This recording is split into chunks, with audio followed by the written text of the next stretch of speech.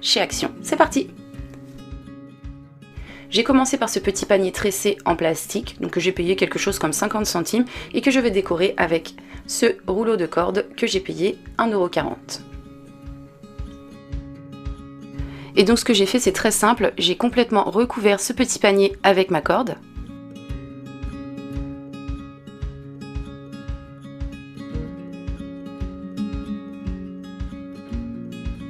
Je couvre également la poignée d'origine. Et je continue comme ceci jusqu'à ce que j'ai complètement recouvert toute la pièce.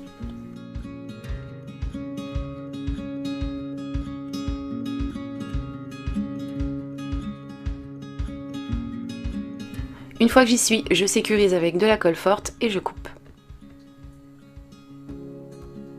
Voici ce que j'obtiens.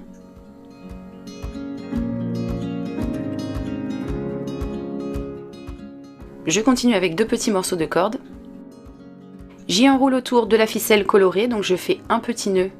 Et une fois que mon nœud est fait, j'entoure ma corde sur une dizaine de tours à peu près au niveau de chaque extrémité.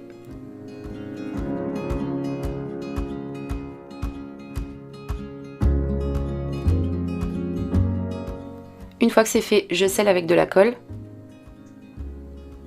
Et je découpe ensuite mon excédent de fil. Je rajoute également un petit point de colle pour être sûr que ça ne bouge pas. Je répète ensuite l'opération sur l'autre extrémité de mon morceau de corde, mais également sur l'autre corde aussi. Je prends un de mes morceaux de corde, je le pose comme ceci sur le côté de mon panier, et une fois que je suis sûre de son emplacement, je colle avec une colle forte, encore une fois. Donc on m'a déjà posé la question sur une de mes précédentes vidéos, pourquoi je posais mes poignées comme ceci à l'envers, mais c'est volontaire, je les pose à l'envers tout simplement quand elles ne sont que décoratives. Et donc voici ce que ça me donne une fois mon petit panier terminé, il ne me reste plus qu'à y mettre dedans mes affaires et le tour est joué.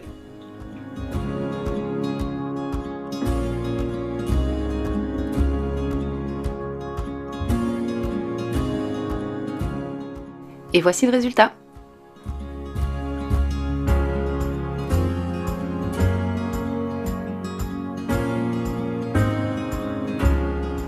Ensuite, j'ai des restes de ma précédente vidéo transformation action. Si vous l'avez vu, vous pouvez certainement vous souvenir que j'ai transformé des cadres, mais que je n'ai pas utilisé les fonds en bois. Donc ces fonds, je les ai gardés. Là, je vais en réutiliser un pour en faire quelque chose avec ma corde et mes bobines de fil coloré. Donc je commence par retirer ce morceau de ma plaque de bois. Je prends une bobine de ficelle. Je mets un petit point de colle en bas à gauche de mon cadre et j'y colle dessus mon morceau de ficelle. Je découpe ensuite mon fil de façon à obtenir une dizaine de centimètres de longueur et je répète l'opération de l'autre côté.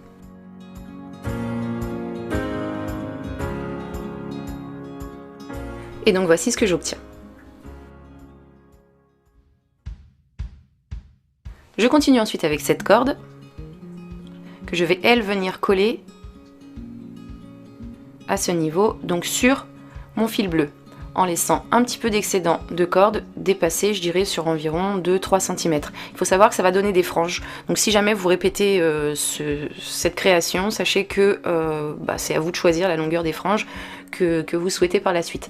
Donc je colle sur ma corde bleue, et ensuite je tends de façon à pouvoir coller sur l'autre corde, celle qui se trouve en bas à gauche. Une fois que c'est collé, je découpe, et donc voici ce que j'obtiens. Je prends maintenant ma ficelle bleue qui se trouve sous ma corde, et je l'enroule tout autour sur environ 7 ou 8 tours. Je ne me souviens plus combien j'ai fait de tours exactement, mais ce n'est pas grave. Et une fois que c'est fait, que tous mes tours sont faits, je pose un point de colle pour sceller tout ça. Et ensuite, je découpe mon excédent de ficelle, tout simplement.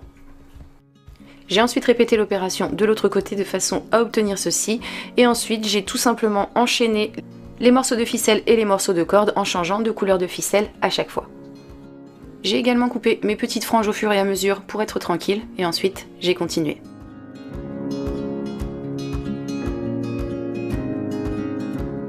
Et donc voici ce que ça me donne une fois que j'ai posé toute ma corde. J'ai réalisé là très facilement un set de table décoratif. Ça m'a pris un petit peu de temps pour le réaliser, mais je suis contente du résultat.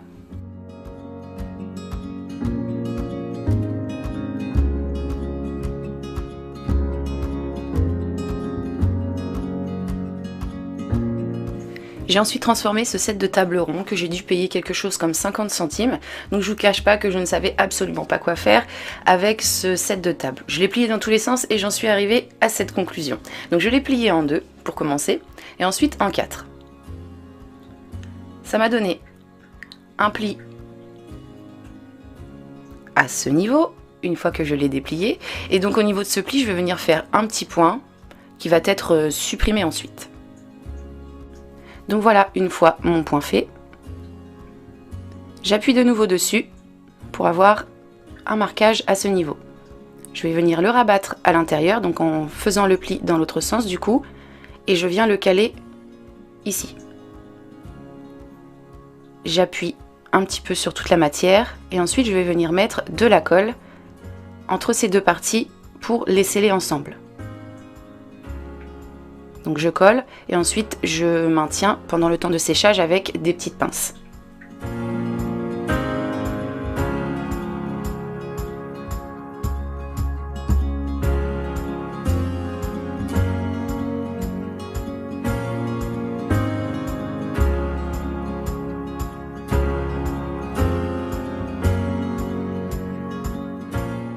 Une fois mes pinces posées, je laisse ma colle prendre et ensuite je les retire.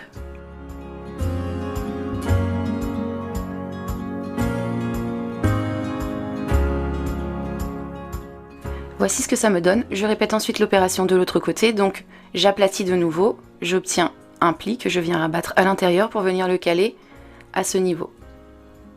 Ensuite j'appuie sur ma matière et je colle mes deux parties ensemble que je fixe avec des pinces pendant le temps de séchage.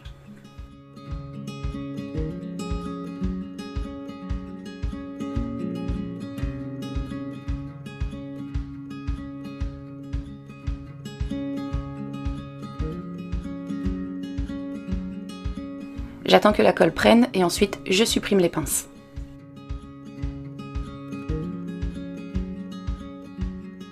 Je supprime également mon point de couture.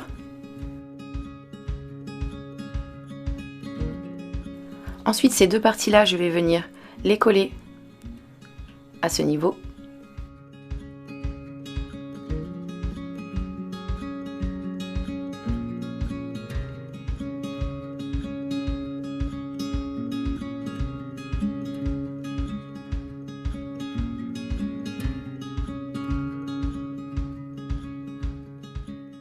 Une fois que c'est collé, je mets le tout en place au niveau du fond, donc pour donner sa forme au panier.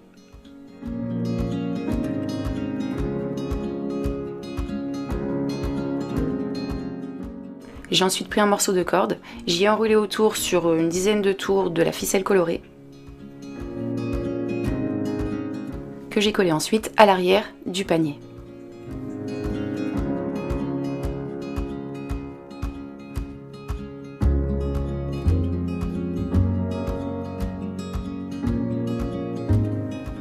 Après ça, j'ai retourné mon panier et sur ce morceau de corde, j'y ai collé deux pompons. Donc c'est des pompons déjà tout faits qui viennent de chez Graines Créatives, mais que vous pouvez facilement fabriquer vous-même. Donc une fois collé, voici ce que ça donne. Et pour que ma corde ne s'effiloche pas, je viens de nouveau enrouler un petit peu de ficelle colorée au niveau du bord. Une fois que c'est fait, je coupe ma corde à la longueur souhaitée. Et pour la fermeture, j'ai pensé à deux idées. Donc je vais utiliser des boutons pression. Pour commencer, j'ai eu l'idée de le coudre au niveau de la corde et à ce niveau pour pouvoir le fermer avec celle-ci.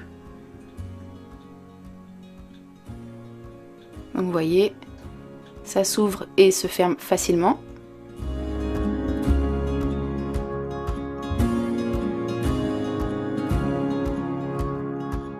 Et pour la deuxième solution, c'est très simple, je les ai cousus à l'intérieur de façon à pouvoir les fermer comme ceci.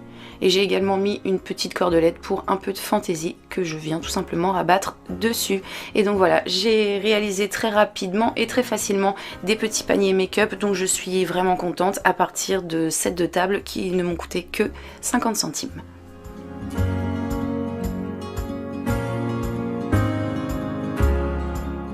On continue et on termine pour aujourd'hui avec un set de table toujours. Donc je commence par prendre mon set de table et je fais une découpe. Donc je découpe tout autour en faisant très attention de ne pas découper au niveau des coutures, sinon le tout va s'effilocher.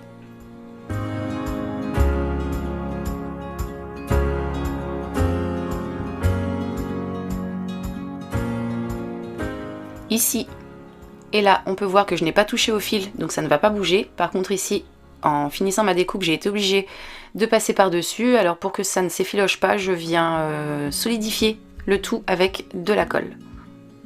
Une fois que ça a pris, je fais un pli sur le côté de mon set que je fixe avec une pince et je fais la même chose de l'autre côté.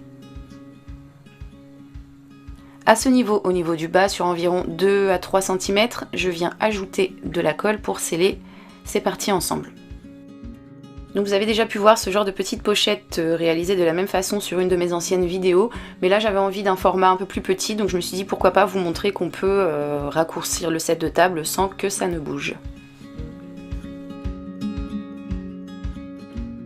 Maintenant que c'est collé, je retire mes pinces, je viens faire un pli au niveau du bas,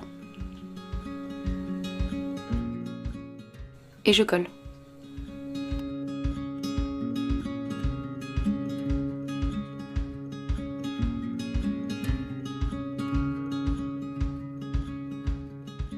Je viens ensuite faire une petite déco en posant du ruban, donc que je colle avec un petit peu de colle chaude tout autour de ma pochette.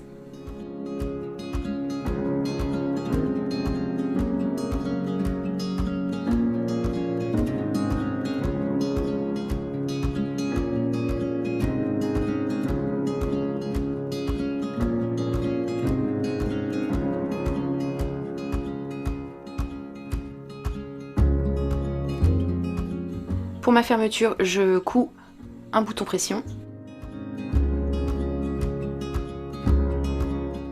Pour la partie du haut, je couds à l'intérieur du set de table pour que ça ne ressorte pas de l'autre côté, sinon ça ne ferait pas joli. Surtout que je ne suis pas douée en couture, donc je pense que les points n'auraient pas été réguliers, du coup ça n'aurait pas été joli du tout. Donc voilà, en faisant comme ça, ça ne se verra pas. Une fois que c'est posé, je peux fermer ma pochette et le tour est joué. Elle est maintenant terminée.